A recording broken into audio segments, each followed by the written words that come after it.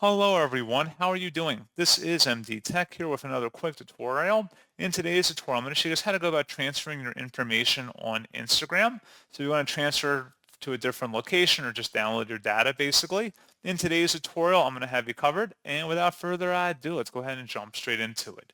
So all you have to do is sign into Instagram and then select your profile icon in the bottom right corner to open up your profile page.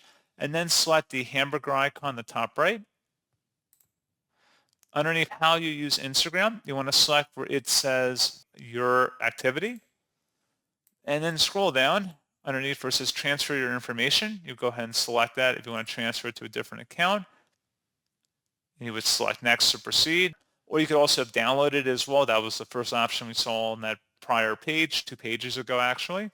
So pretty straightforward process on that, guys. And as always, thank you for watching. I do hope that I was able to help you out, and I do look forward to catching you all in the next tutorial. Goodbye.